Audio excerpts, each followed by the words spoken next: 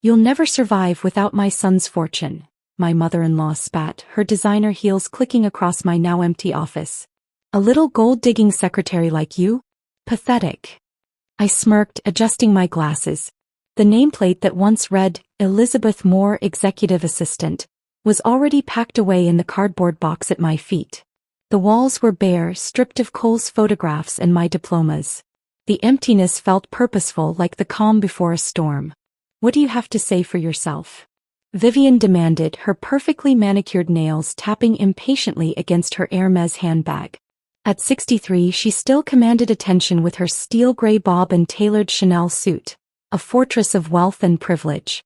"I think we're done here, Vivian," I replied, my voice steadier than I expected.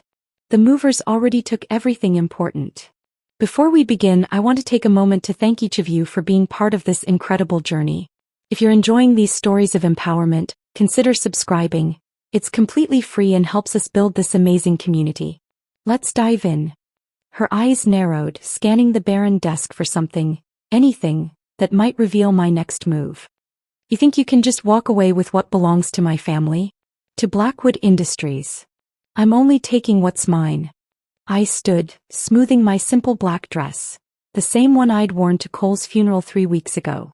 What Cole wanted me to have. "That's rich," she scoffed. "My son was worth 50 million and you think a nobody from nowhere deserves any of it?"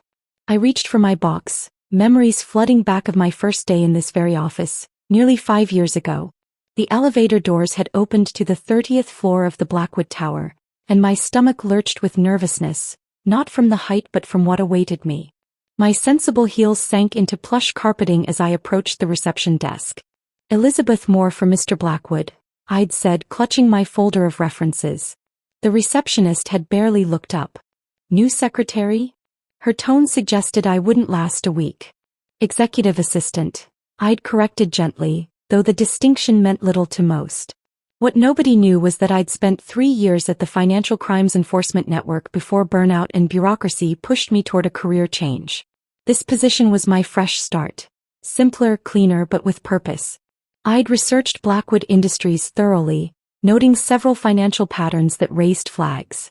Nothing concrete, but enough to pique my professional curiosity. Mr. Cole Blackwood's office had been intimidating that first day.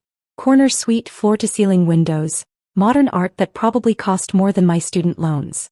But Cole himself had been unexpectedly kind, offering coffee he'd made himself rather than asking me to fetch it. "Sorry about the mess," he'd said, gesturing to perfectly organized stacks of reports. "Mother insists I need an assistant who can handle my chaos. But honestly, I just need someone who can handle my mother." I'd laughed, not realizing how prophetic those words would become. "Remember when you had me investigated?" I asked Vivian now, picking up a forgotten paperclip from the desk. 3 months after Cole and I started dating? Her perfect jawline tightened. "Standard procedure. I protect my family." "The private investigator you hired was thorough," I continued. "Except he missed my stint at FinCEN. Funny how that works. You were so busy looking for dirt, for evidence I was sleeping my way to the top, that you missed the actual truth." "What are you talking about?" There was the faintest tremor in her voice now. Cole found it amusing too when I finally told him. I smiled at the memory of his laughter, the way his eyes had crinkled at the corners. That the fearsome Vivian Blackwood had a former financial crimes investigator working right under her nose. A flash of uncertainty crossed her face, quickly replaced by practiced disdain. "Whatever game you're playing." "It's not a game, Vivian. It never was." Cole and I had started as nothing more than boss and assistant. I'd kept things strictly professional even when I noticed his lingering glances, his excuses to work late when I stayed to finish projects. The company had strict policies against workplace relationships, policies I'd respected. It was the company Christmas party that changed everything. Cole had found me on the rooftop terrace, escaping the forced merriment below. "Not one for office parties?" he'd asked, offering his jacket against the December chill. "Not one for pretending," I'd answered honestly. "Everyone downstairs is networking, not celebrating." He'd smiled ruefully. "Including my mother. She's currently corralling the board members like sheep." That night we talked for hours about everything except work. Books, travel, our shared love of old jazz records. When he'd asked me to dinner the following week, I'd hesitated. "I don't date my boss," I'd told him. "Fair enough," he'd replied. "What if I wasn't your boss anymore?" 2 weeks later, I'd been transferred to the legal department. Same pay, different supervisor. Our first date had been at a hole-in-the-wall diner where nobody would recognize the heir to the Blackwood fortune. "Cole loved me," I told Vivian, who was now pacing the office like a caged animal. "Not because I was convenient or ambitious, but because I saw him. Not his money, not his last name, just him." "Please," she sneered. "You played him perfectly. The wholesome girl next door act. All those secrets about feeling intimidated by our world, while you were counting every penny you could get your hands on." I had to admire her commitment to her narrative. Even as her world crumbled, Vivian Blackwood couldn't imagine being wrong. "You never approved of us," I said, stating the obvious. "The secretary who seduced the boss's son. Too common, too plain, too everything you despise.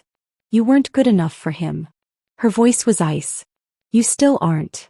The day Cole had proposed, he'd apologized, actually apologized, that his mother would make our lives difficult. When she refused to attend our small wedding, he'd been hurt but not surprised. Each time she'd accidentally scheduled important family events when I was out of town, or seated me at the far end of the table at rare family dinners, or referred to me as Cole's current situation, he'd grown more distant from her. What Vivian never understood was that her rejection had only strengthened our bond. Every dismissive comment, every thinly veiled insult had pushed Cole further into building a life separate from his family's expectations. "Let me explain something, Vivian," I said, lifting my box. "The game ended days ago and you already lost." Her perfect composure fractured. "What does that mean?" I stepped closer, dropping my voice. "It means that while you were busy planning how to cut me out after Cole's death, I was executing the plan he and I made together. It means your son discovered your offshore accounts in the Caymans and Bermuda 8 months ago." Her face went ashen. "You're lying." "The IRS doesn't think so." I checked my watch. "In fact, they should be serving a search warrant at your estate right about now." The look of comprehension dawning across her features was worth every moment of grief and struggle I'd endured. "You didn't just lose your son, Vivian," I said quietly. "You lost everything. Because you couldn't see past your own prejudice to recognize who I really was, or who Cole had become." I walked past her to the door, turning back one last time to see the formidable Vivian Blackwood standing speechless in the empty office that had once been my first step into her world.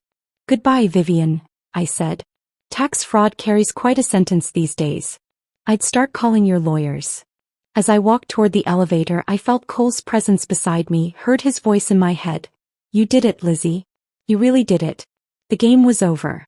And despite the emptiness in my heart where Cole should be, I'd won. The elevator doors closed behind me, sealing off Vivian's world as I descended from the 30th floor. In my hands, the cardboard box contained 5 years of memories, the tangible ones at least. The more precious ones lived in my heart.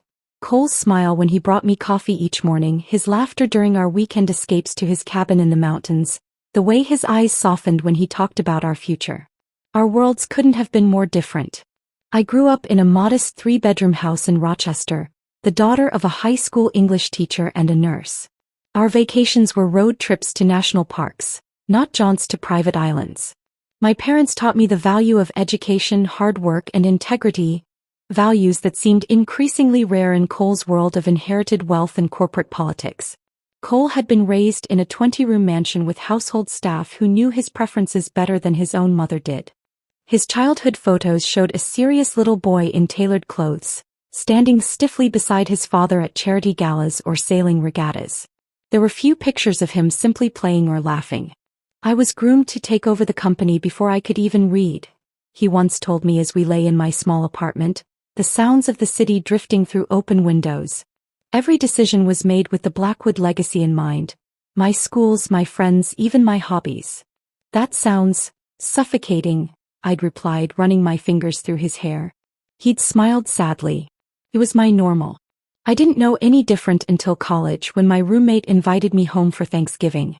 His family argued and laughed and hugged. They were messy and real. Our family dinners were like board meetings with better china. Our courtship unfolded cautiously at first. Cole was accustomed to women who wanted his money, his status, or the doors he could open. My indifference to these things both confused and attracted him. Our third date, he'd suggested an upscale restaurant where entrees cost more than my weekly grocery budget. I'd rather try that new food truck downtown, I'd countered. The one with the Vietnamese-Mexican fusion tacos. We'd ended up sitting on a park bench, sauce dripping down our wrists, laughing as Cole experienced his first street food epiphany. How have I never had this before? He'd asked, genuinely bewildered. Because you live in a bubble, I teased. A very fancy, very expensive bubble. Little by little, I introduced Cole to my world. Discount movie theaters, weekend flea markets, the satisfaction of assembling IKEA furniture with nothing but sweat and cursing. In return, he navigated me through the unfamiliar terrain of his reality. The unspoken rules of high society, the exhausting performance of wealth, the subtle power plays beneath polite conversation. You don't have to change for them, Cole had insisted before my first Blackwood family dinner. Just be yourself. Your mother already hates me, I'd reminded him, straightening his tie. Maybe I should pretend to be someone else entirely. The dinner had been a disaster, with Vivian interrogating me about my pedigree, as if I were a show dog. When she discovered my father taught high school, she'd actually winced. Education is so important, she'd said with manufactured graciousness. Though I suppose public schools serve their purpose. Cole had squeezed my hand under the table, our private signal that we were in this together. After 6 months of dating, I'd taken Cole to meet my parents. My father had quizzed him about baseball teams while my mother pushed second helpings of lasagna on him. By dessert, Cole was helping my younger brother with calculus homework. Later that night, in the guest bedroom my mother had prepared, separate from mine, with a pointed look about respecting her roof, Cole had whispered, "I've never felt so normal. It's incredible." After a year together, Cole proposed on a Tuesday evening in my apartment. No fancy restaurant or elaborate setup. Just the two of us, takeout containers on the coffee table, when suddenly he was on one knee. "I don't want the life they planned for me," he'd said, his voice thick with emotion. "I want a real life. With you." The ring had been his grandmother's, not the massive diamond his mother wore, but a simple emerald that had belonged to his father's mother, the one family member who'd married for love instead of advantage. The wedding was small by Blackwood standards, 60 guests instead of 300. We'd chosen a botanical garden rather than the country club. My dress was off the rack, altered by my mother's friend. The night before the ceremony, Vivian had called. "Cole, darling." Her voice had dripped with concern over the speakerphone. "It's not too late to reconsider. The prenup as written leaves you terribly exposed. She could take half of everything." "Mother, Elizabeth is sitting right beside me," Cole had replied evenly. "And we've already signed the prenup your lawyers drafted. I'm just looking out for your interests. This girl." "My fiancée," he'd corrected firmly. "She's not from our world, Cole. She doesn't understand our responsibilities, our legacy. Good. Our world could use some fresh air." The wedding day arrived with sunshine and a notable absence. Vivian had sent a crystal vase with her regrets, claiming a last-minute board meeting. Cole had been hurt but unsurprised. My parents had embraced him as a son, their warmth filling the void his mother left. The pressure didn't stop after we said, "I do." 6 months into our marriage, Cole came home ashen-faced from a private lunch with his mother. "She's threatening to vote against me at the next board meeting," he'd explained, loosening his tie with shaking hands. "Says my unfortunate marriage is affecting shareholder confidence." He'd laughed bitterly. Apparently, some high-profile divorce would be better for the company than a stable, happy marriage to someone without the right connections. "What did you tell her?" I'd asked, heart-pounding. "That she was welcome to vote however she pleased, but if she ever disrespected my wife again, she'd lose her son as well as her voting proxy." His voice had been steady, his resolve unshakable. Each challenge strengthened us. When Vivian spread rumors that I was pregnant before the wedding, I wasn't. We laughed it off. When she accidentally excluded me from the annual Blackwood Foundation Gala, Cole declined to attend as well. When she offered to buy me out of the marriage, an actual check slid across her mahogany desk. I'd torn it up and left without a word. What Vivian never understood was that her opposition forged something unbreakable between us. Cole and I weren't just husband and wife. We were allies against a world that wanted to separate us. Our different backgrounds became our strength rather than our weakness. My practical nature balanced his idealism. His resources supported my ambitions. Together we created something neither of us could have built alone. A partnership based on mutual respect, shared values and genuine love. Something Vivian, for all her wealth and power, had never experienced. In Cole's final months, as he uncovered his mother's financial schemes, that partnership would become more important than either of us could have imagined. The phone call came at 2:17 a.m. on a Tuesday in March. "Mrs. Blackwood?" The unfamiliar voice was gentle but clinical. "This is Dr. Romero from Mercy General. I'm afraid there's been an accident involving your husband." The rain-slicked highway. A truck driver who'd fallen asleep at the wheel. Cole had been returning from a late meeting in Philadelphia. They said he died instantly. The next hours passed in a blur. The sterile hospital hallway, the form they asked me to sign, the small bag containing Cole's personal effects. His wedding ring was still warm when I slipped it onto my thumb. I drove home alone in the pre-dawn darkness, gripping the steering wheel so tightly my knuckles ached. Our house, the modest 4-bedroom we'd chosen instead of one of the Blackwood properties, was exactly as we'd left it. Coffee cups in the sink. Cole's running shoes by the door. His laptop open on the kitchen counter, waiting for him to finish the work he'd planned for the morning. I collapsed onto our bed, burying my face in his pillow. Still smelled like his shampoo. The doorbell rang at 7 a.m. sharp. I hadn't slept, hadn't moved. Through the peephole, I saw Vivian's perfectly coiffed silhouette, her driver standing at a respectful distance by the town car. "Elizabeth." Her voice was steady, her eyes dry. She wore a tailored black dress as if she'd anticipated the occasion. "I've made the necessary arrangements." "No, I'm sorry." No acknowledgement of shared grief. No embrace for the woman her son had loved. "Arrangements," I echoed hollowly. "For the funeral. Saturday at St. Paul's. The family plot is prepared." She stepped past me into the foyer, her critical gaze sweeping over our home, the one she'd called charmingly modest with thinly veiled disdain when Cole had proudly given her a tour. "I've taken the liberty of drafting the obituary," she continued, placing a folder on the console table. "Naturally, the board will need to appoint an interim CEO immediately." I stared at her, numb with disbelief. Cole had been dead less than 6 hours and she was already securing her corporate kingdom. The funeral was a spectacle of wealth and corporate politics. Vivian had overruled my wish for a small, private service. Instead, St. Paul's Cathedral overflowed with executives, business associates and society figures, many of whom Cole had actively avoided in life. I sat in the front pew, dress soaked with silent tears, while Vivian held court like a queen in mourning, accepting condolences with practiced grace. Her eulogy spoke of the Blackwood legacy and Cole's dedication to the family business. Not once did she mention our marriage or the life we'd built together. My father squeezed my hand throughout the service. My mother had wrapped her arm around my shoulders, glaring daggers at Vivian across the flower-laden casket. She didn't even ask what music he would have wanted. My mother had whispered angrily as the organist played Vivian's selections, formal traditional pieces Cole would have hated. That evening, alone in our bedroom while distant relatives and business associates mingled downstairs, I found myself staring at Cole's side of the closet.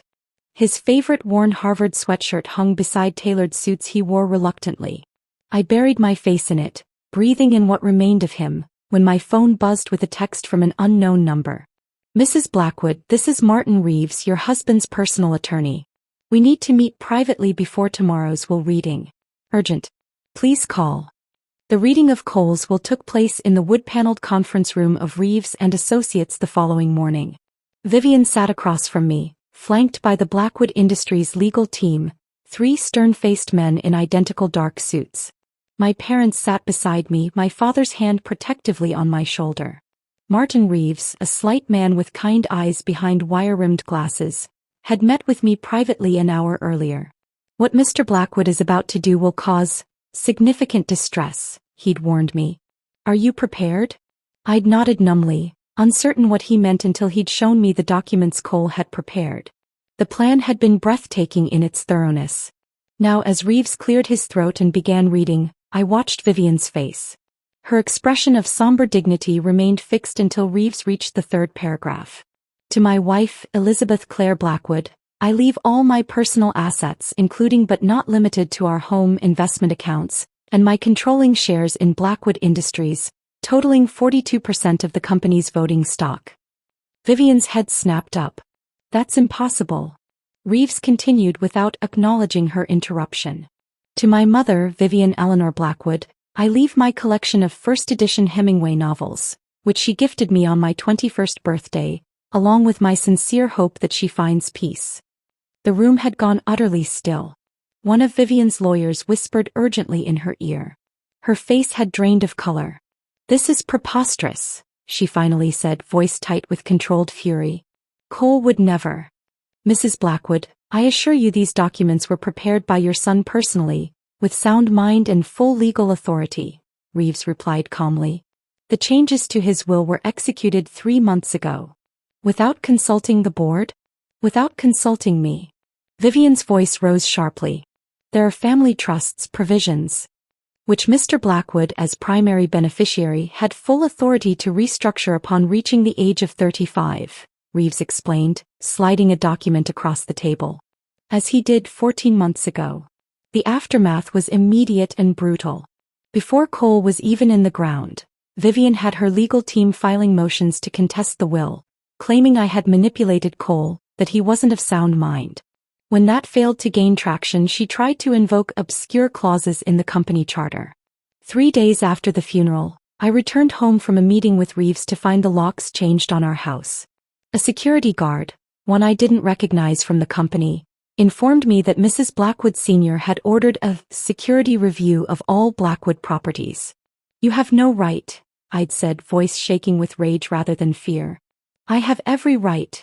Vivian had appeared in the doorway, cool and collected. This house belongs to Blackwood Estates, a separate holding company. Your name isn't on those deeds. She was wrong, as Martin Reeves quickly established with a single phone call. Cole had quietly transferred the property 6 months earlier. The next day, I arrived at Blackwood Industries to find my security clearance revoked and my personal items from Cole's executive suite packed in boxes in the lobby. A courtesy, the security director had explained uncomfortably, not meeting my eyes. Mrs. Blackwood thought you might want these before. Well, before the transition is complete. The war escalated daily. Vivian called board members, investors, even our friends, spreading whispers about my emotional instability and concerning financial decisions.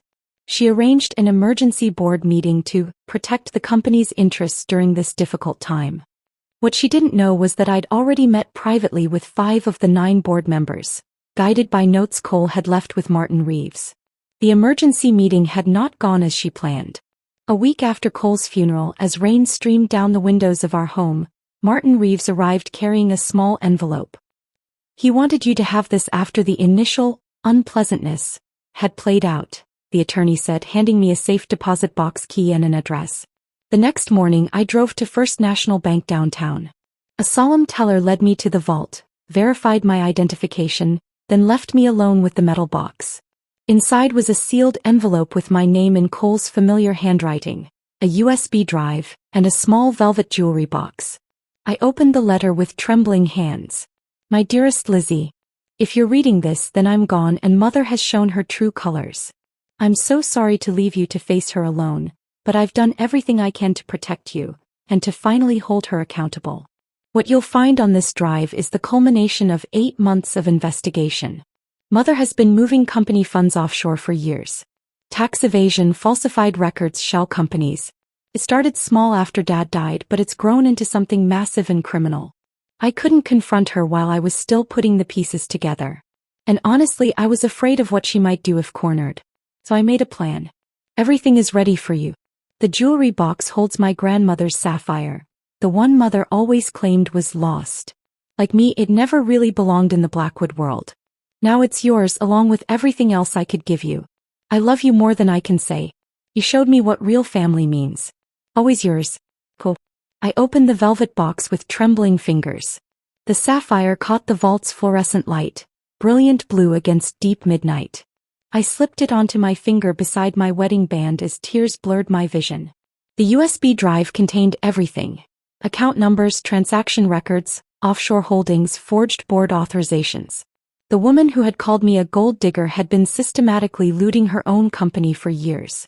That night, I made a single phone call to a former colleague at FinCEN. The war with Vivian had just entered its final phase, and she had no idea she'd already lost.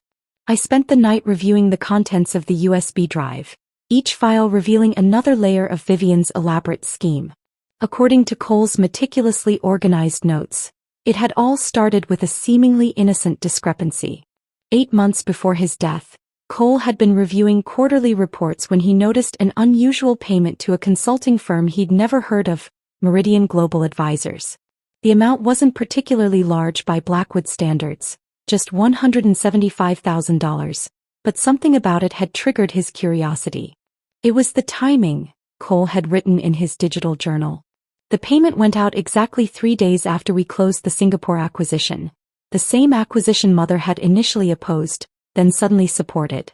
That single thread, when pulled, had unraveled an entire tapestry of financial manipulation. Cole had discovered that Meridian Global was a shell company registered in the Cayman Islands, which led to another entity in Bermuda, which connected to a private account in Vivian's maiden name. I clicked through dozens of images, screenshots of banking portals, scanned documents with Vivian's signature, email exchanges with offshore financial advisors. Cole had even photographed physical documents from Vivian's home office during family gatherings, catching glimpses of paperwork when she stepped away. Had dinner at Mother's estate tonight. Read an entry from 5 months before the accident. When she went to take a call, I managed to photograph the Artemis Project files. The scheme is bigger than I thought. She's been siphoning funds for at least 7 years, possibly since Dad died. Conservative estimate: $30 million diverted through at least 6 different jurisdictions. The most damning evidence came from Cole's meeting with a former Blackwood accountant who had been abruptly dismissed 3 years earlier. The man had been reluctant to speak until Cole assured him of anonymity. He confirmed everything, Cole had written. Mother fired him when he questioned wire transfers to numbered accounts. She claimed they were special investments authorized by the board, but no such authorization existed. He kept copies of the original transfer records out of fear she would come after him someday. Smart man.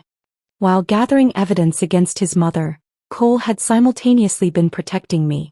There were detailed notes about consultations with estate attorneys, carefully restructuring his holdings to ensure I would inherit everything without legal challenges. He'd updated beneficiaries on insurance policies, investment accounts, and pension funds. He'd transferred property deeds, vehicle titles, and even his precious vinyl record collection into my name.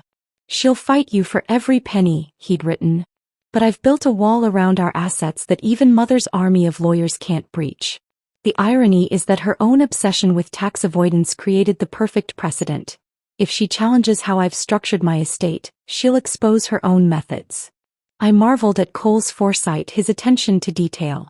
While presenting the image of a dutiful son and CEO, he'd been meticulously documenting his mother's crimes and securing our future. The double life must have been exhausting, yet his notes never showed resentment, only determination and occasional sadness. One journal entry from 2 months before his death broke my heart. "Sometimes I catch Mother looking at old photos of Dad and me, and for a moment I see genuine love there. I wonder what happened to her, when money and control became more important than family. I keep hoping she'll remember who she used to be, but I can't stake Liz's future on that hope." By dawn, I had a complete picture of both Vivian's crimes and Cole's counterplan. Blackwood Industries had legitimate operations in several countries, which Vivian had leveraged to create a complex web of financial transfers. On paper, everything looked like routine international business. In reality, millions were flowing through shell companies and ultimately into private accounts beyond the reach of American tax authorities. I made coffee and watched the sunrise from our kitchen window, Cole's grandmother's sapphire heavy on my finger. The next steps were clearly laid out in Cole's notes, but executing them would require perfect timing and nerves of steel. Vivian was powerful, connected, and utterly ruthless. One misstep could be disastrous. First, I needed to secure my position within Blackwood Industries. Cole had left me controlling interest, but Vivian was already challenging the transfer and lobbying board members. I would need allies. I spent the next 3 days meeting privately with key players. Harold Bennett, the company's longest-serving board member and Cole's godfather, was my first target. We met at his fishing cabin outside the city, away from Vivian's network of informants. I always wondered when this day would come, the white-haired man said after I showed him selected documents from Cole's files. Vivian changed after Richard died. The ambition was always there, but the moral compass disappeared. Will you support me? I asked directly. Cole trusted you. That's good enough for me. He'd paused, studying my face. But this won't be pretty. Vivian will burn everything down before admitting defeat. By the end of the week, I had secured commitments from 5 of 9 board members. The emergency meeting Vivian had called to oust me instead resulted in a formal recognition of my authority as majority shareholder. Her face as the vote was announced, shock morphing into cold fury, would stay with me forever. Next came the financial safeguards. Following Cole's detailed instructions, I worked with Martin Reeves to lock down every corporate and personal account Vivian might target. We changed signatories, updated access protocols, and implemented two-factor authentication on digital platforms. When Vivian attempted to transfer $3.2 million from the company's operating account to an emergency reserve fund only she could access, the transaction was flagged and blocked. Mrs. Blackwood is most displeased, the CFO informed me nervously after receiving what he described as a thermonuclear phone call from Vivian. Mrs. Blackwood will need to adjust her expectations, I replied calmly. With my position secured and assets protected, the final step of Cole's plan arrived: accountability. This was the part he had left to my discretion with a simple note: justice or mercy, I trust your judgment, Lizzie. I spent a sleepless night weighing the options. Expose Vivian publicly, destroying the company's reputation and potentially harming thousands of employees? Handle it privately, allowing her to maintain dignity while quietly stepping away? For hours I wrestled with what Cole would want. Then I remembered his words from years earlier, when discussing a competitor who'd been caught in an ethics scandal.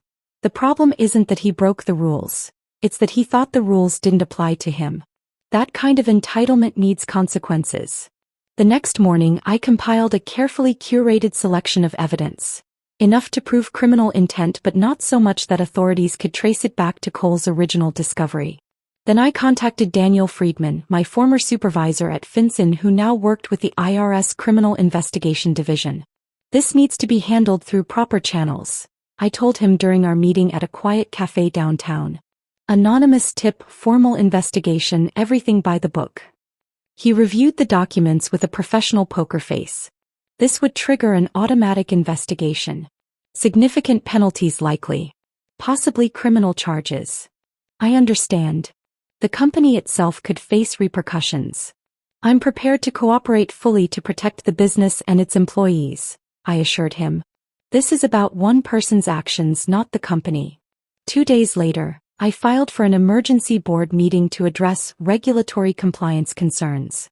The agenda included appointing an independent auditor and creating a special committee on financial governance, moves that would appear proactive when the investigation became public. The anonymous tip to the IRS went out that same evening, time to reach the agency just as I solidified my control over Blackwood Industries. The wheels of justice began turning, slowly but inevitably, all according to the plan Cole had so carefully crafted. As I stood in our bedroom that night, looking at his side of the closet I still couldn't bear to clear out, I whispered, I hope I made the right choice. The sapphire caught the lamplight as I raised my hand to touch his favorite sweater, and I could almost hear his response. You always do, Lizzie. You always do. 3 weeks after submitting the evidence, I was reviewing quarterly projections in Cole's former office when my assistant knocked softly. Mrs. Blackwood, there are federal agents in the lobby. They have a warrant. I nodded calmly, though my heart raced. Please show them up immediately and call Martin Reeves. Tell him it's happening. The raid was methodical and overwhelming. 15 agents in dark suits and windbreakers emblazoned with IRS criminal investigation, spreading throughout the executive floor. They presented warrants for specific financial records, electronic devices, and access to the company servers. Employees watched in stunned silence as boxes of documents were carried out and computers sealed with evidence tape. The lead investigator, a stern-faced woman named Agent Pearson, approached my desk with professional detachment. "Mrs. Blackwood, we have a simultaneous operation underway at Vivian Blackwood's residence. I'd advise full cooperation." "Of course," I replied, unlocking my computer. "Blackwood Industries has nothing to hide. I've already instructed our IT department and records management to provide whatever assistance you need." Her expression revealed nothing, but I sensed her surprise at my ready compliance. "I should inform you that we're executing search warrants at multiple locations, including 4 offshore entities connected to this company." "I understand. Would you like coffee while you work? It's going to be a long day."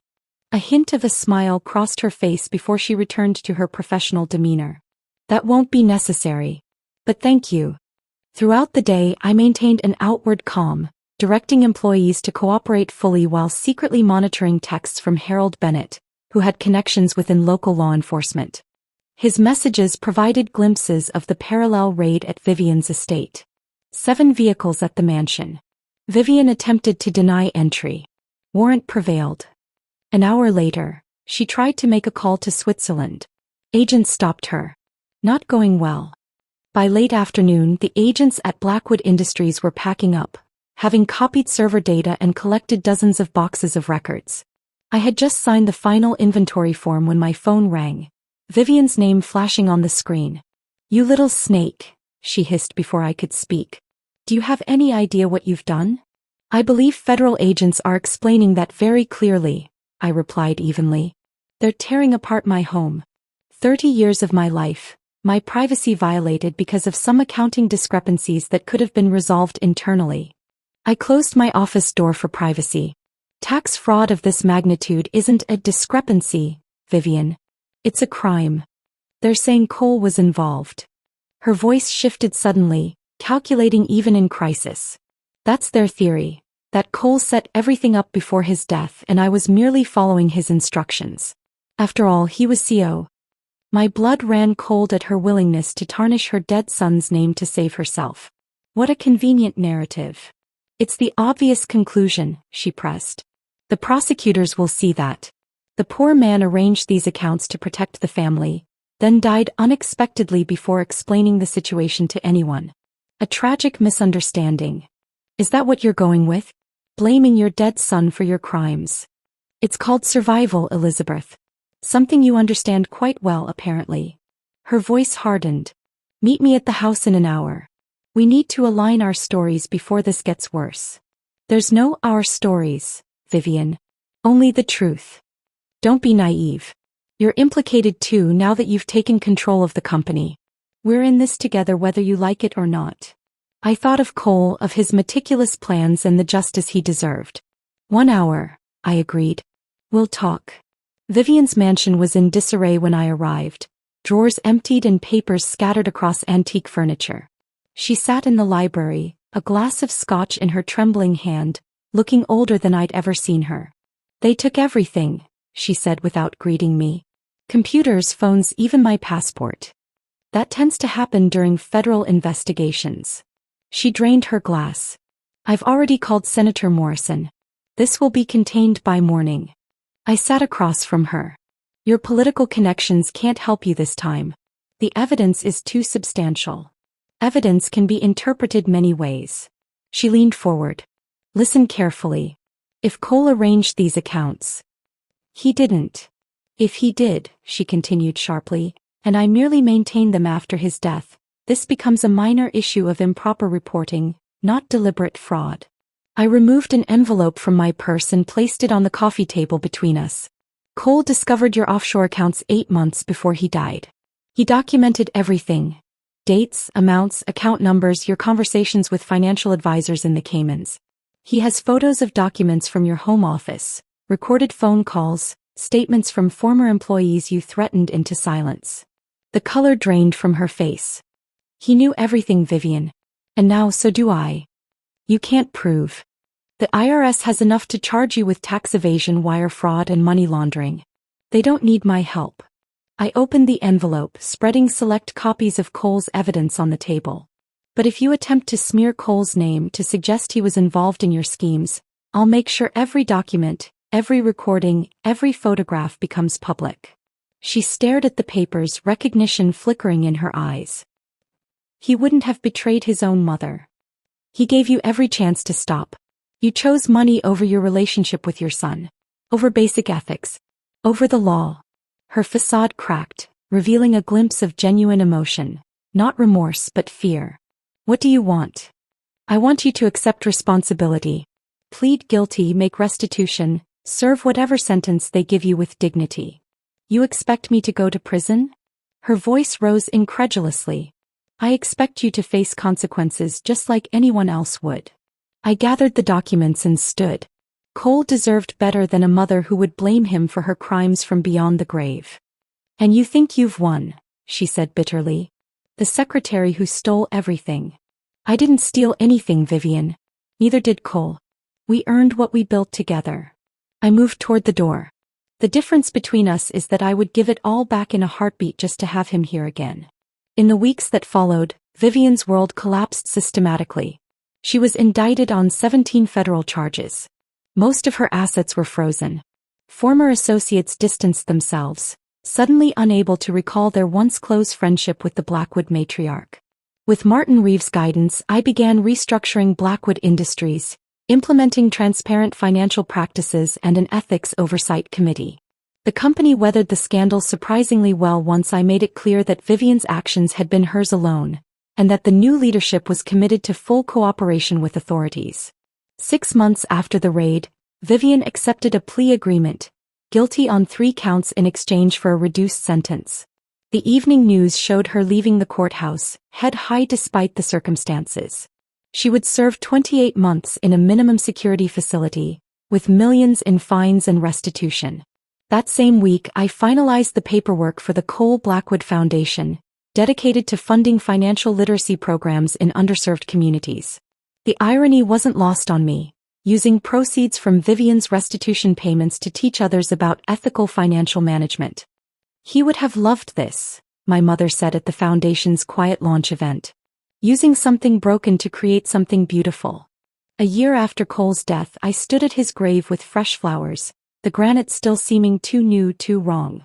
We did it, I whispered, tracing his name with my fingertips. She's facing consequences. The company is thriving with ethical leadership. The foundation has already funded programs in 3 states. I paused, my throat tightening. I miss you every day. But I'm finding my way. The autumn wind rustled the trees overhead as I placed a small stone on top of his headstone. A tradition my father had taught me, a sign that someone had visited, that the deceased was remembered. Back at our home, still our home though I'd finally managed to clean out his side of the closet, I settled on the porch swing with a glass of wine. Tomorrow would bring challenges. A board meeting, foundation decisions, everyday life without Cole. But I had discovered strength I never knew I possessed. Vivian had underestimated me from the beginning, the gold-digging secretary, who turned out to be her downfall. She'd never understood that real power comes not from wealth or status, but from integrity and purpose. As the sun set behind the trees Cole and I had planted together, I raised my glass in a silent toast. To justice served cold. To grief transformed into purpose. To the love that had changed everything. And to the woman I had become along the way.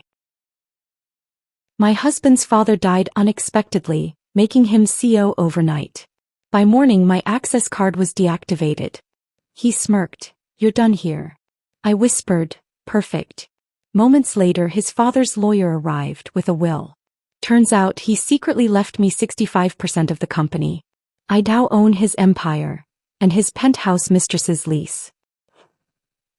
You're done here. The words hit me like a physical blow. Standing across from Christian in his newly claimed office, I watched his lips curl into that familiar smirk, the one that had always revealed his true feelings during our 12 years of marriage.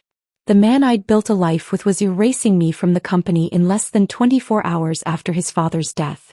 But he didn't know what I knew. He couldn't possibly imagine what was coming. But I'm getting ahead of myself. To understand how I ended up here, we need to go back to where it all began. My father, Shane Miller, collapsed in the break room of Owen Montgomery's investment firm on a crisp October morning. By the time the ambulance arrived, he was already gone. A massive aneurysm that no one could have predicted. I was 24 working as a junior financial analyst at a competing firm, and suddenly completely alone in the world. At the funeral, Owen approached me with genuine grief etched into his weathered face. He and my father had been friends for 30 years, starting as mailroom clerks and rising through different companies. "Victoria," Owen said, placing his hand on my shoulder, "your father was the closest thing I had to a brother. Before he died, I promised him I'd make sure you were taken care of." I was touched but waved off his concern. "I appreciate that, Mr. Montgomery, but I'm doing fine on my own."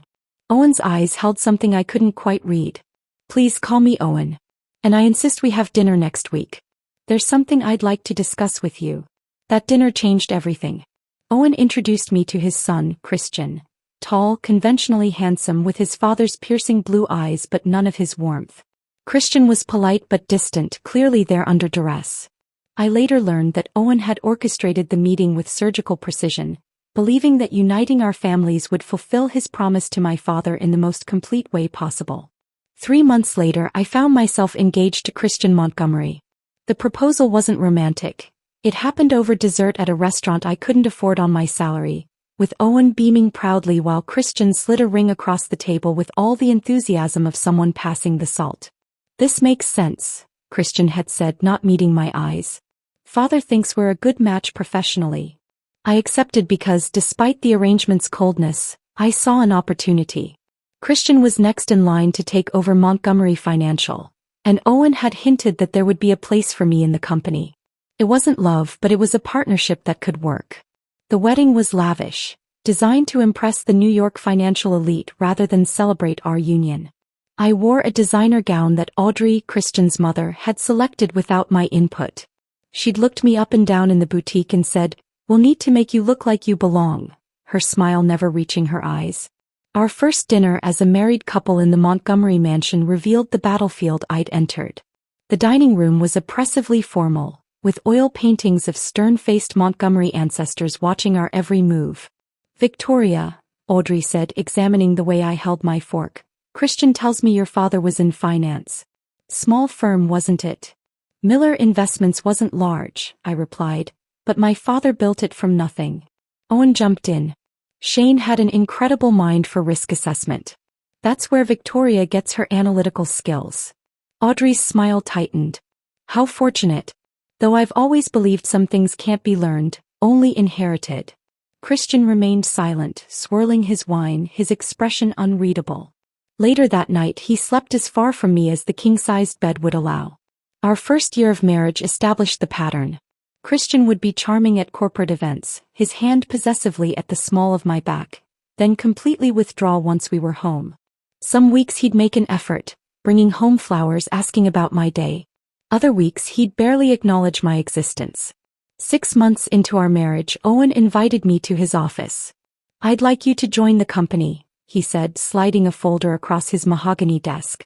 "We need someone with your skills in our risk assessment department." The offer was generous, and I accepted immediately, hungry for purpose beyond being Christian's wife. Christian was furious when he found out. "Father didn't even discuss this with me," he seethed that night. "You're my wife, not a Montgomery Financial employee." "I have an MBA from Columbia," I reminded him.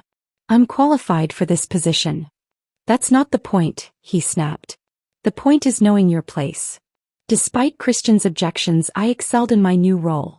Owen became a mentor, stopping by my office to discuss market trends or offer guidance on presentations. He saw something in me that his own son couldn't, or wouldn't, acknowledge. Audrey, meanwhile, made her disapproval known in 1,000 subtle ways. At company functions, she'd introduce me as Christian's wife, rather than by name or title. She'd reminisce about families that had been in finance for generations, pointedly excluding mine from that elite group. "You'll learn our ways eventually," she told me at the company Christmas party, 6 months after I started. "Some people just take longer to polish." Owen witnessed this interaction and later apologized for his wife's behavior. "Audrey comes from old money," he explained. "She forgets that the most valuable perspectives often come from different backgrounds." As my first anniversary with Christian approached, I realized the truth of my situation. I had married into a dynasty without being accepted by it. Christian tolerated me, Audrey undermined me and only Owen seemed to believe in my potential. So I persisted. Each morning I arrived at the office early, determined to prove my worth. Each evening I returned to a marriage that existed mainly for appearances. And gradually I began to understand that Owen's promise to my father had created something neither of them could have anticipated. A business arrangement disguised as a marriage, but one that was giving me access to a world I might reshape from within. What I didn't know then was how completely that world would one day become mine, or what price I would pay before claiming it. My path within Montgomery Financial wasn't paved with gold. It was lined with whispers. I could feel the eyes tracking my movements as I walked to my desk each morning, calculating whether I belonged or was merely the product of nepotism. The risk assessment department was almost exclusively male, a sea of near-identical navy suits and raised eyebrows whenever I spoke in meetings. "Mrs. Montgomery, that's an interesting perspective," George Harlow, the department head, would say after my presentations, the slight pause conveying volumes. "But I wonder if you've considered the traditional approach?" Traditional. The word followed me like a shadow, a constant reminder that I was the outlier. I began arriving at 6:30 a.m., a full hour before anyone else, reviewing reports and preparing counterarguments to the inevitable pushback. I stayed until the cleaning staff arrived, meticulously building cases that couldn't be dismissed with a condescending smile. My breakthrough came 3 months in when I identified a dangerous exposure in one of our mid-sized investment portfolios that everyone else had overlooked. The client, a regional manufacturing firm, had been quietly acquiring companies with significant environmental liabilities. If any of these waste disposal issues trigger EPA action, they could face millions in cleanup costs, I explained to Harlow, sliding my detailed analysis across his desk. He skimmed my report, his expression shifting from skepticism to grudging respect. "I'll bring this to the risk committee," he said finally. When my assessment saved the firm from a potential $12 million loss, the whispers changed tone. I was no longer just Christian's wife to my colleagues. I was Victoria, the analyst with the eye for hidden risk. Home life evolved in parallel with my professional growth. 14 months into our marriage, I discovered I was pregnant. Christian's reaction was surprisingly positive, as if a child represented something concrete and expected. A box checked on his life plan.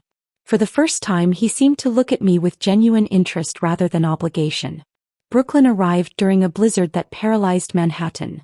7 pounds of fierce determination with her father's blue eyes and my dark hair.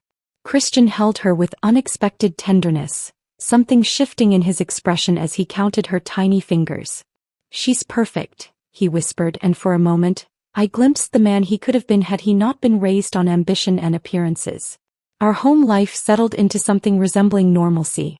Christian began returning from work earlier, asking about Brooklyn's milestones, initiating conversations over dinner.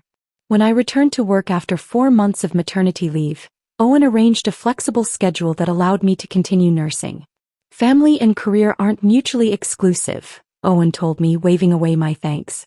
"The company benefits from your perspective. We can certainly accommodate your needs as a mother." 2 years later, Connor joined our family, a quieter presence than his sister, observant and thoughtful even as an infant. With 2 children under 3, Christian and I reached an unspoken truce. We functioned as partners in the complex logistics of raising a family while maintaining careers, finding common ground in our children even as other aspects of our marriage remained performative. At the office, I had graduated from analyst to senior risk manager, with my own small team and direct reporting line to Owen. Our twice-weekly strategy meetings became a fixture in both our schedules, sessions where we'd dissect market trends and institutional vulnerabilities with a shared language that developed over time. "Victoria sees patterns that others miss," Owen commented during a quarterly leadership meeting, causing Christian's jaw to tighten visibly from across the conference table. That evening, Christian's mood was ice-cold as he picked at his dinner. "You and my father seem very aligned these days," he said, the words dipped in acid. "We work well together," I replied carefully. "He values thorough analysis. And I don't," Christian challenged, eyes narrowing. "I didn't say that. You didn't have to." He pushed away from the table, leaving his meal half-eaten. Christian's jealousy manifested in small acts of undermining, Questions raised about my department's budget, suggestions that my reports were overly cautious, sudden scheduling conflicts that prevented me from attending key meetings.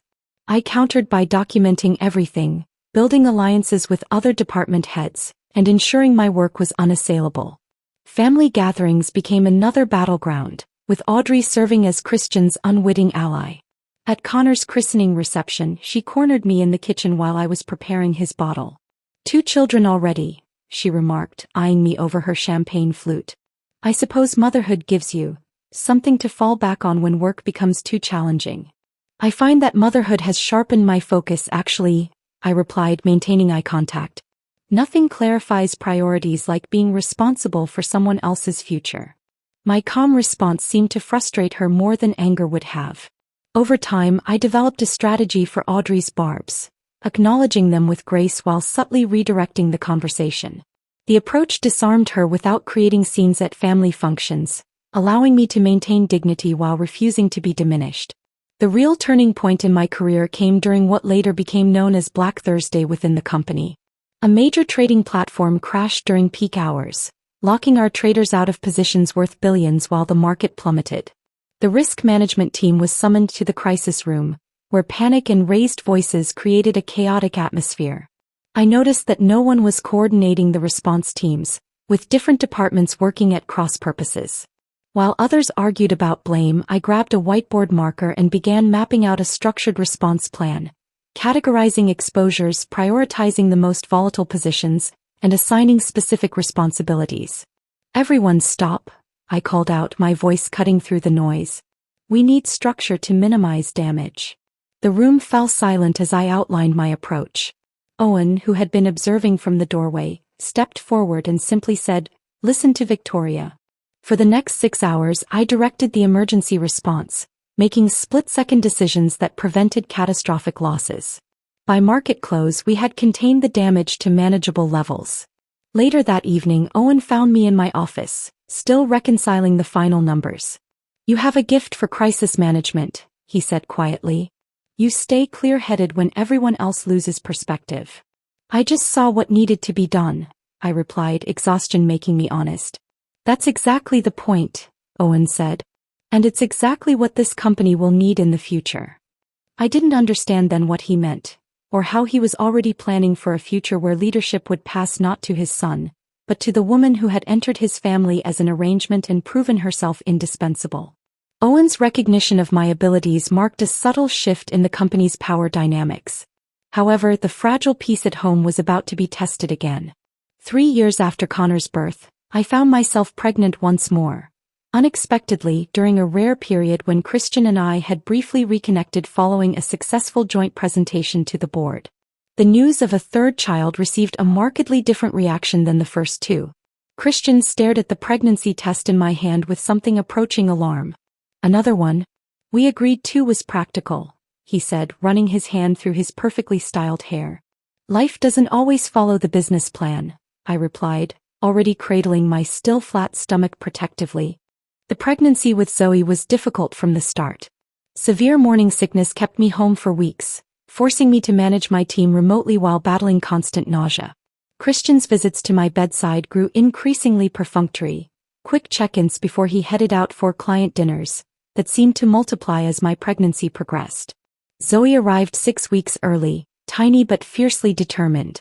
While Brooklyn and Connor had Christian's blue eyes, Zoe had my hazel ones, giving her a direct, unsettling gaze that seemed to see right through people even as a newborn. She fought her way through 2 weeks in the NICU, with me sleeping in a chair beside her incubator while Christian maintained his usual work schedule. "She's a fighter," the nurse commented, watching Zoe grip my finger with surprising strength. "Just like her mama." The day I brought Zoe home, something crystallized within me. A cool, clear understanding that had been forming for years. My marriage to Christian wasn't a partnership. It wasn't even a functional relationship. It was a business arrangement, a merger of convenience that had produced 3 beautiful children but little genuine connection. I watched Christian hold our newborn daughter, his expression distant as if already calculating when he could reasonably return to his evening engagements, and felt a strange sense of freedom in finally acknowledging the truth. I no longer expected love from him, which meant I no longer had to pretend to offer it in return. I'm returning to work next month, I informed him over breakfast a few weeks later, Zoe sleeping peacefully against my shoulder. Christian lowered his newspaper. That seems rushed. I've arranged excellent childcare for all 3 children, I replied evenly. There's an executive position opening in risk management, and Owen suggested I apply. The newspaper crinkled as Christian's grip tightened. An executive position? That's director level. Yes, it is. You're barely 35. I'm 34 and more than qualified. The tension between us crystallized into something harder, more defined. Christian said nothing further, but the next day I discovered he had scheduled a closed-door lunch with the board's most conservative member, Herbert Landon, a man who still referred to female employees as gals regardless of their position. 2 could play at that game. I arranged my own meetings with key board members, bringing detailed proposals for expanding our risk assessment protocols into emerging markets. By the time the promotion decision came before the board, I had secured enough support that even Christian's behind-the-scenes maneuvering couldn't block the appointment. The day I moved into my executive office with its coveted corner view of Manhattan, Owen stopped by with a small wrapped package. "This was your father's," he said as I unwrapped an elegant vintage fountain pen. "Shane would have been proud to see you here." I blinked back unexpected tears. "Thank you for believing in me when others didn't." "Your value to this company has nothing to do with your last name," Owen replied simply. As my professional star rose, Christian grew increasingly distant. He began traveling more frequently, quick trips to Boston, Chicago, Los Angeles, always with plausible business justifications but vague on specific details. The first concrete evidence arrived innocuously, a receipt that fell from his suit jacket while the housekeeper was preparing it for dry cleaning. A jewelry purchase from Tiffany that had never made its way to my jewelry box or the children's keepsake collections. When questioned, Christian dismissed it as a gift for his executive assistant's 10-year work anniversary, plausible enough that I chose not to press, though the seed of doubt had been planted. More breadcrumbs followed. A restaurant charge in Midtown on an evening he'd claimed to be working late at the office. A text notification that flashed on his phone from someone named Jay, with a message too intimate for a business contact. Small inconsistencies accumulated like snowflakes, not enough to confront him with but sufficient to create a cold certainty in my stomach. Meanwhile, Owen's once robust presence began showing signs of strain. The man who had bounded upstairs rather than waiting for elevators now moved with careful deliberation. Board meetings that he once dominated for hours saw him calling for short breaks. When I brought files to his office late one afternoon, I caught him dry swallowing pills he quickly swept into a drawer upon seeing me. "Just vitamins," he claimed with a dismissive wave, but the lie hung between us, acknowledged but unchallenged. 3 weeks later, Owen asked me to stay after a leadership meeting, waiting until everyone else had filed out before closing the door. "Victoria, I need to tell you something in confidence," he began, settling heavily into his chair. "I've been diagnosed with a heart condition. Nothing immediate, but concerning enough that I need to consider the company's future leadership more urgently than I'd planned." My throat tightened. "What can I do?" "For now, just be ready. I've watched you grow into an exceptional executive, someone who understands both the numbers and the people who generate them. Christian has many qualities, but he lacks your judgment, your ability to see the whole chessboard." His words hung in the air between us, heavy with implication.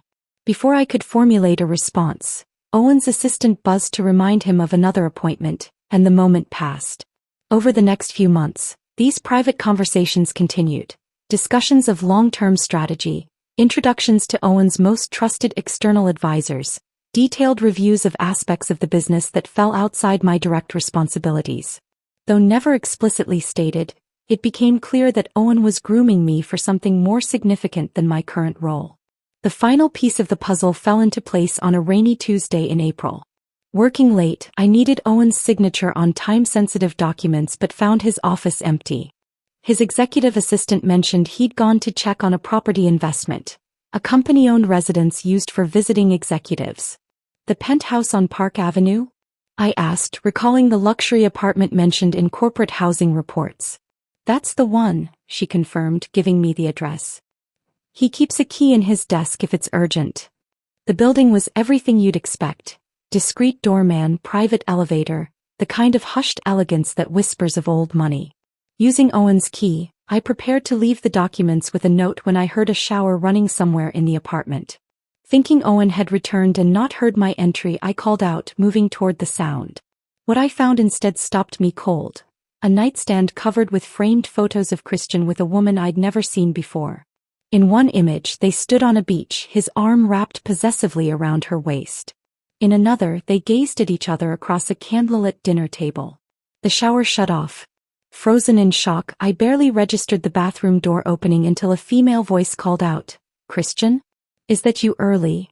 I slipped out before she could discover me, the documents forgotten, my world tilting on its axis. The carefully constructed facade of my marriage had just crumbled completely, revealing a betrayal more comprehensive than I'd imagined. My husband hadn't been having occasional indiscretions, he'd been maintaining a parallel relationship, complete with a luxury home furnished by his father's company. What I couldn't understand was Owen's role in all this. Had he known? Facilitated it? Or was this discovery precisely why he'd been preparing me for something more? I spent the night after discovering the penthouse in a daze, mechanically preparing dinner for the children while my mind replayed every moment of my discovery. When Christian called to say he'd be working late, again, the lie settled between us through the phone line, heavy and toxic. I almost confronted him then but held back, needing time to process what I'd seen and formulate a strategic response rather than an emotional one. The next morning I faced a dilemma: confront Owen about his knowledge of the arrangement or wait for the right moment. The decision was made for me when I arrived at the office to find the executive floor in unusual disarray. Owen had requested an emergency board meeting at 9 a.m., and department heads were scrambling to prepare updates. The boardroom filled quickly, tension evident in the rigid postures and hushed conversations. Owen arrived last, his complexion ashen but his demeanor composed as always. Christian sat on his right, scrolling through his phone with affected nonchalance. "Thank you all for accommodating this last-minute meeting," Owen began, his voice steady but lacking its usual resonance. "I've received some concerning reports about our exposure in the Asian markets that require immediate—" His words cut off abruptly. The Mont Blanc pen he'd been holding clattered onto the polished mahogany table. His right hand clutched at his chest, his eyes widening in surprise more than pain. "Dad." Christian's voice cut through the sudden silence. Owen tried to stand, then collapsed back into his chair, his breath coming in labored gasps. I was moving before anyone else reacted, phone already in hand, dialing emergency services while checking his pulse with my free hand. "His heart rate is erratic," I told the 911 operator, keeping my voice controlled despite the adrenaline coursing through my veins. "We need an ambulance at Montgomery Financial, 53rd floor." The next 17 minutes unfolded in horrifying slow motion. The boardroom cleared except for Christian, myself, and Margaret from HR, who had emergency medical training. We moved Owen to the floor, loosened his tie, monitored his increasingly irregular pulse.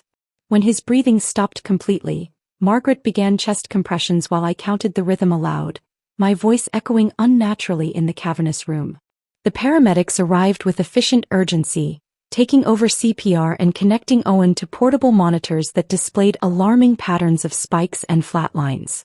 They worked with practiced coordination, administering medications, applying defibrillator pads, calling out medical terminology that transformed Owen from the man I knew into a clinical emergency.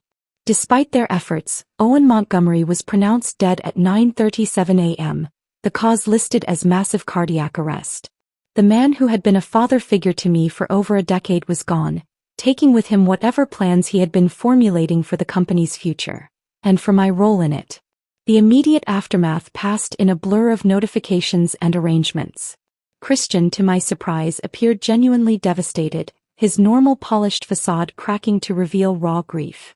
For one brief moment, standing beside Audrey as she received condolences in the company atrium, we were united by shared loss rather than divided by years of resentment.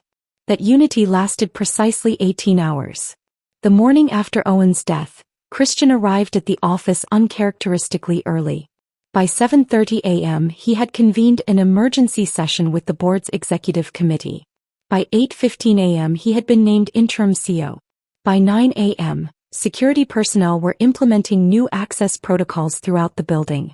I discovered this last development when my elevator access to the executive floor was denied, my badge flashing a red error message instead of the usual green confirmation. Redirected to security, I was informed that organizational changes had been implemented overnight. "I need to speak with Christian," I insisted, already sensing what was happening. The security guard, someone I'd greeted every morning for years, couldn't meet my eyes. "Mr. Montgomery left instructions that you're to be escorted to clear out your office. Your access has been restricted to the 38th floor only, and only for today."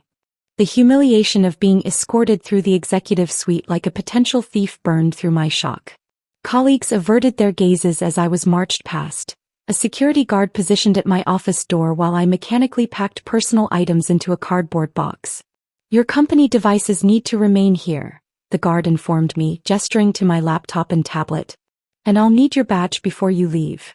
Fury cleared the fog of grief.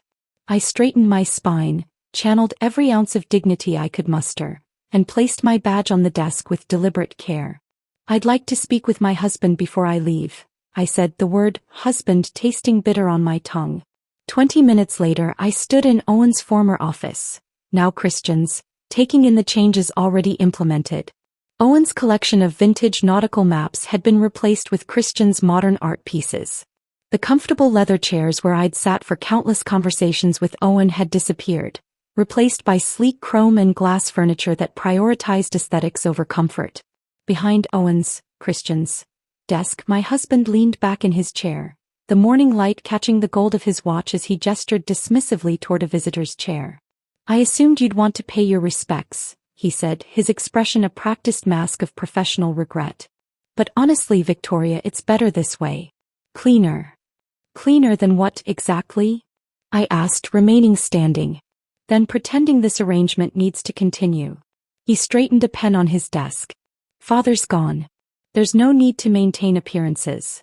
So firing me is about our marriage, not my performance?" A flash of annoyance crossed his face. "Your position was created by my father. The board agrees we need to restructure now." "The board met less than 24 hours after your father died to discuss restructuring?" "Some decisions can't wait for sentiment," he replied coldly. "The company needs decisive leadership now." "Like the decisive leadership that maintains a mistress in a company-owned penthouse?" I asked quietly. Christian's composure slipped for just a moment, genuine surprise flashing across his face before he recovered.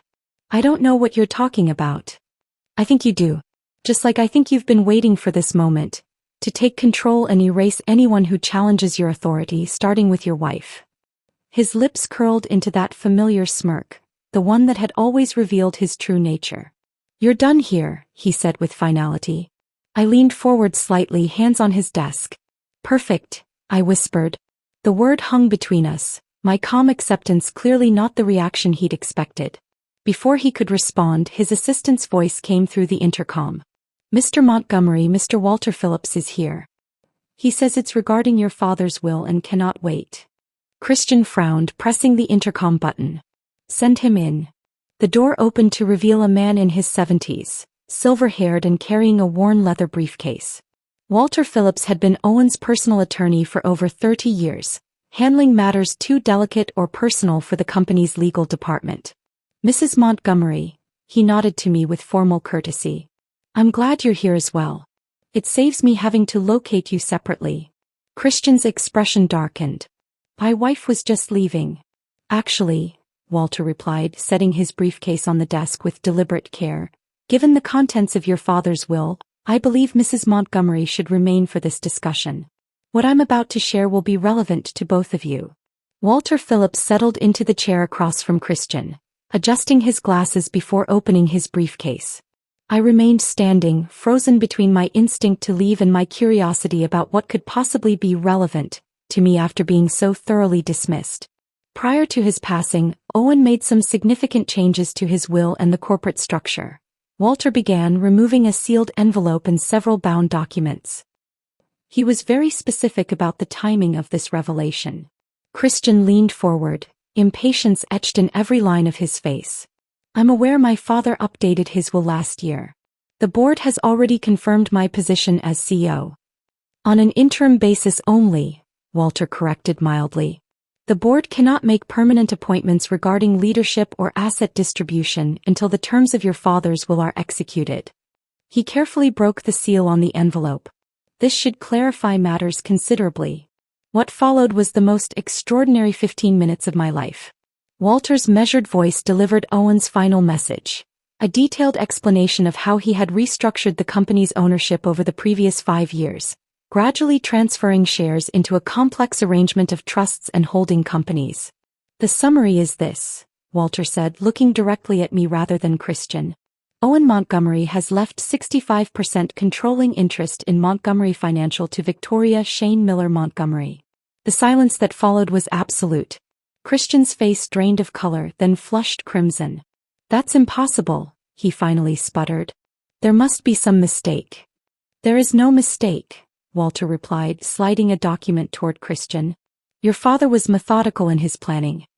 He left detailed explanations for his decisions. My mind raced to process what I was hearing. 65%. Controlling interest. The empire that Christian had assumed would be his was now mine. Why?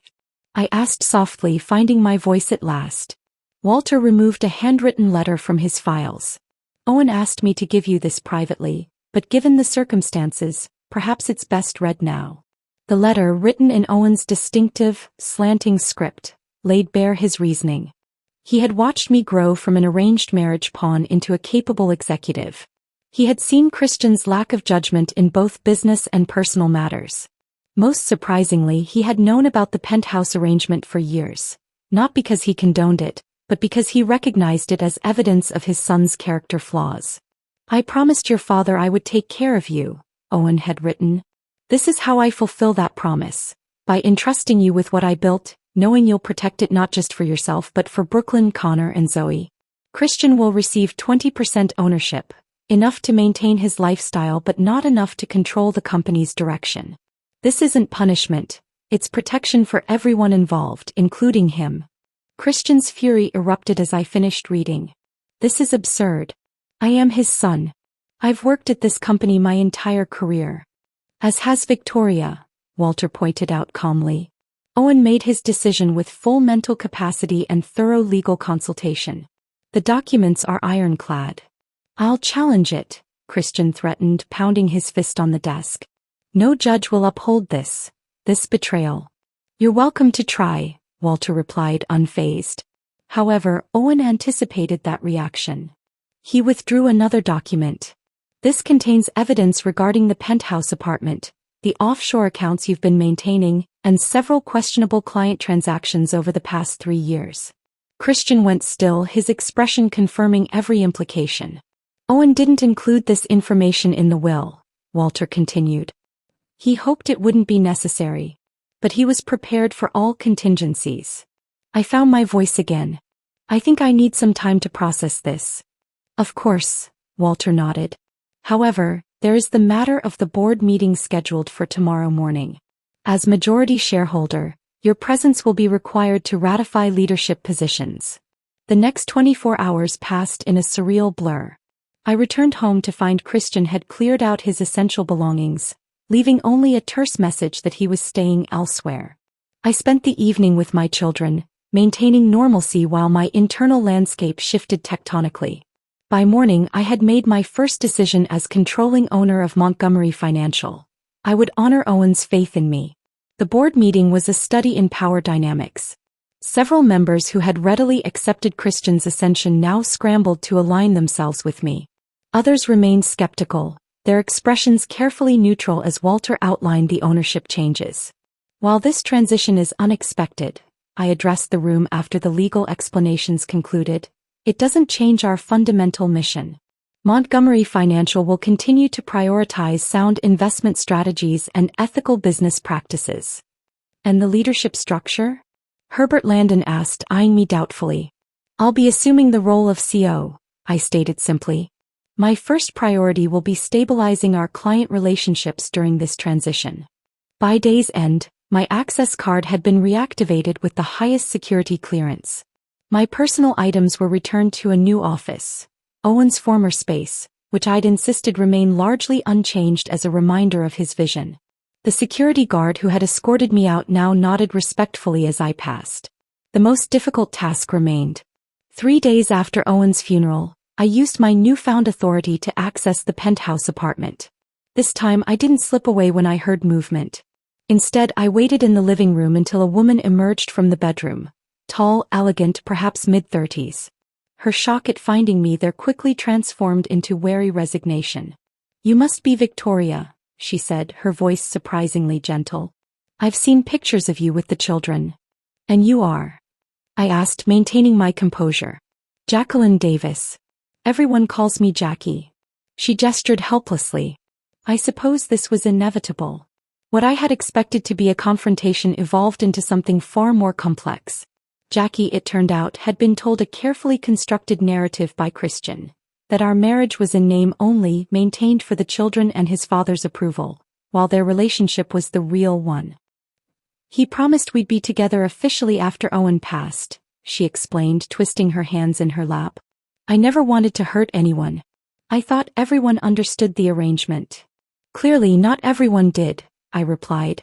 Over the next hour, Jackie revealed details that completed the puzzle of Christian's deception. The promises made to her, financial arrangements, even discussions about how the children would eventually be integrated into their life together.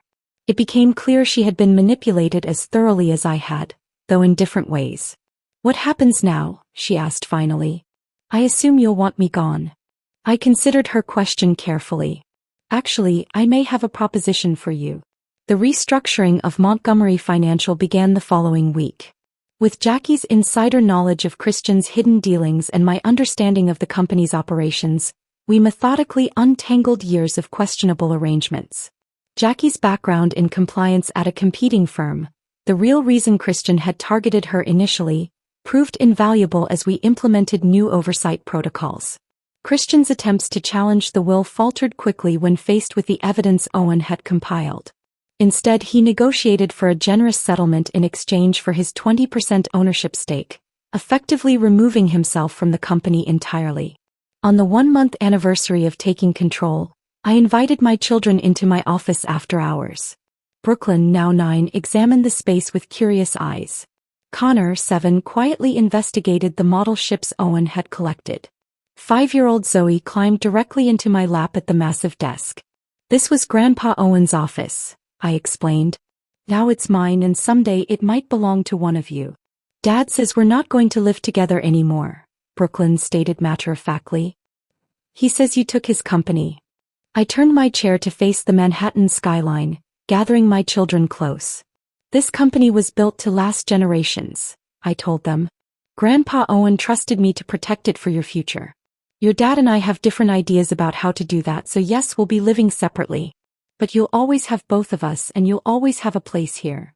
As the city lights began twinkling in the gathering dusk, I felt Owen's presence in the room, not as a ghost, but as a legacy now entrusted to my hands.